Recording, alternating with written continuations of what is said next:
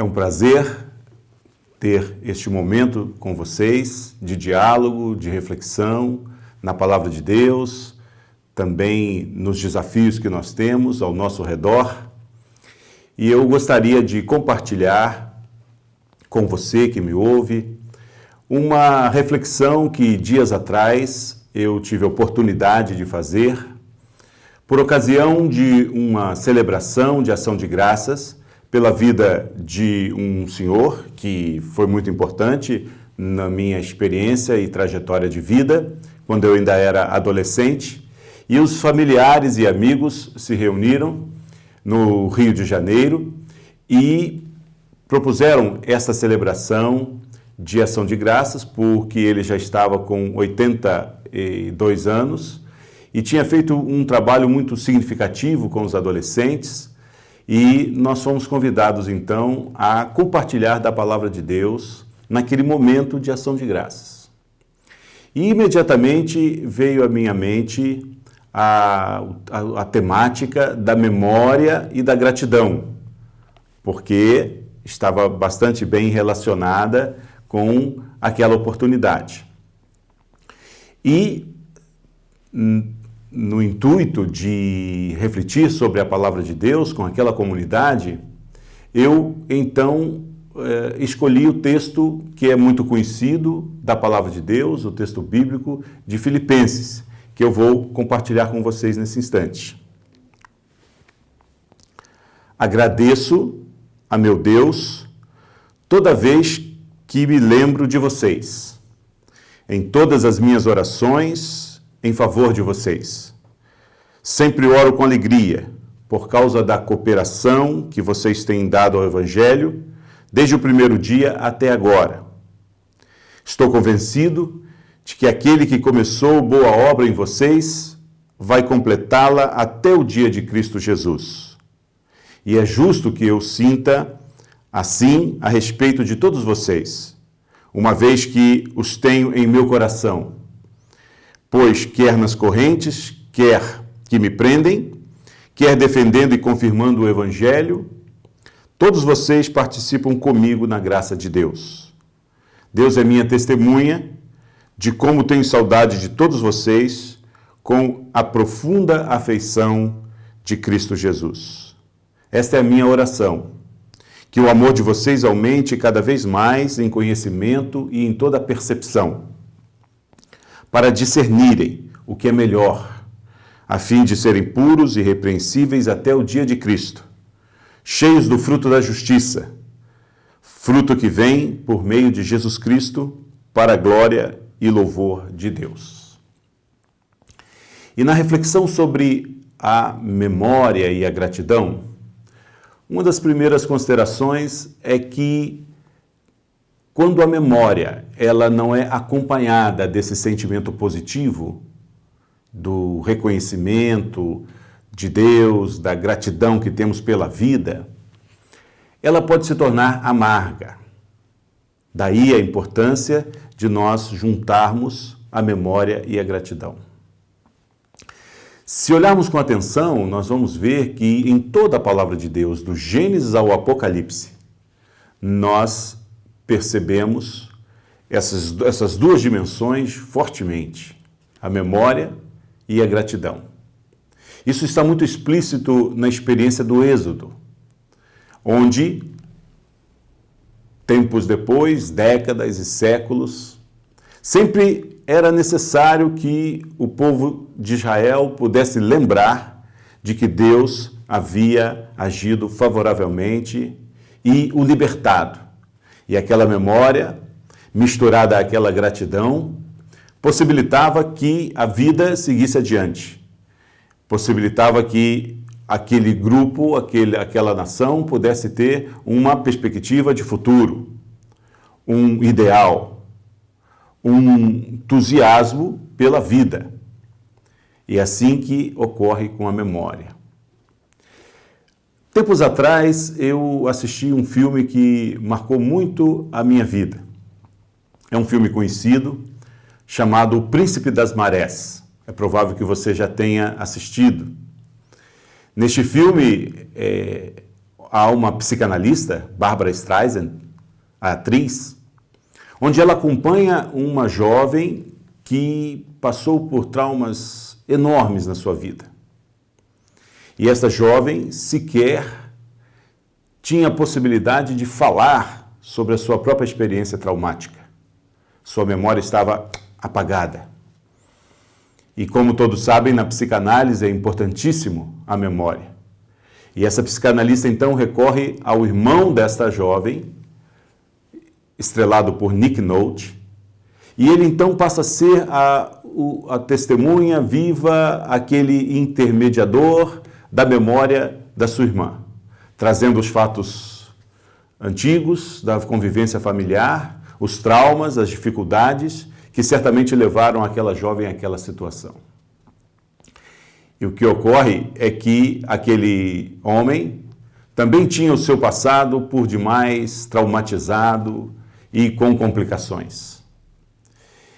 Embora ele estivesse num estágio de saúde um pouco melhor do que a sua irmã, ele também estava estraçalhado existencialmente.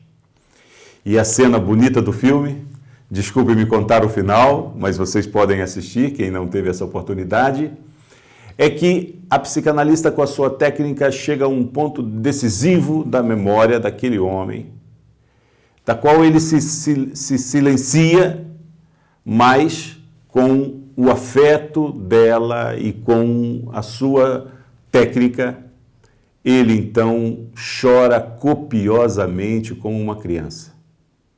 Chora muito e consegue falar da sua memória. A partir daquele momento, há um processo de libertação do ponto de vista existencial, uma mudança de rumo, mudança de vida, um equilíbrio emocional e que tem influências no âmbito da família, no âmbito do trabalho, e aquele homem passa a ser um novo homem. Então a memória tem essa perspectiva libertadora, não só na Bíblia, mas também na vida. Um segundo exemplo que eu gostaria de compartilhar é o que se passa no nosso país atualmente. Agora já falo não em termos pessoais, individuais, mas em termos coletivos, do que a memória pode representar para um país, para uma nação. Nós estamos sobre a grata experiência, embora dolorosa, da Comissão da Verdade. Muitos devem estar acompanhando esse processo, onde é possibilitado para os diferentes grupos falarem publicamente, em audiências públicas, mediadas, sobre acontecimentos que marcaram determinada época do nosso país, onde fatos ocorreram com certa violência e desrespeito dos direitos humanos. Então, essa memória também é uma possibilidade de se dar um passo adiante, de se seguir adiante. Isso é muito significativo. Terceiro exemplo que eu quero dar, agora mais pessoal. Recentemente perdi o meu pai. Quando, por ocasião dessa celebração a que eu me referi no início aqui da minha fala, havia dias, tinha sido na semana anterior. E claro, não esperava, foi um choque para a família, mas no momento ali de despedida, no velório do meu pai, vários amigos dele, familiares, vizinhos, ele era uma pessoa muito querida, e todos estavam lá. E cada um tinha uma história, algumas histórias até com um certo tom divertido, porque meu pai era uma pessoa muito expansiva e alegre. E depois, nos dias seguintes, eu e minha irmã e demais familiares fomos nos alimentando daquelas histórias, e a memória, então, nos tornou um elemento profundamente consolador.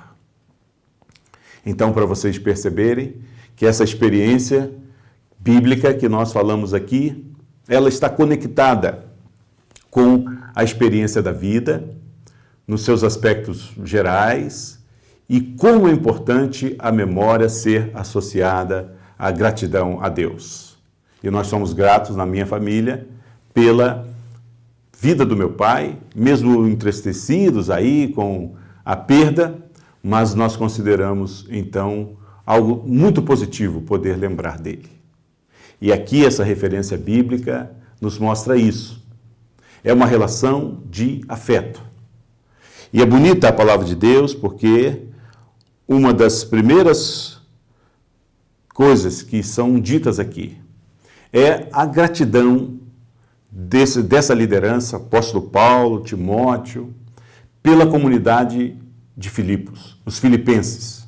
Ou seja, uma comunidade que, claro, não é isenta de tensões, toda a comunidade vive dificuldades internas de relacionamento ou de qualquer natureza, mas ali havia uma experiência eclesial, uma experiência comunitária positiva, coisas muito difíceis nos dias de hoje, e que então há esse reconhecimento de Paulo com esta comunidade, dizendo, olha, eu lembro de vocês com satisfação, com alegria.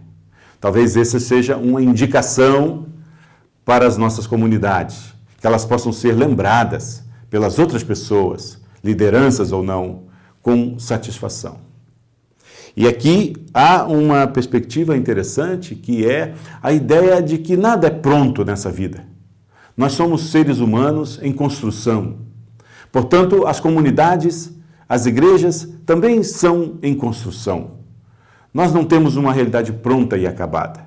Aqui fica bem claro quando diz, por causa da cooperação que vocês têm dado ao Evangelho desde o primeiro dia até agora.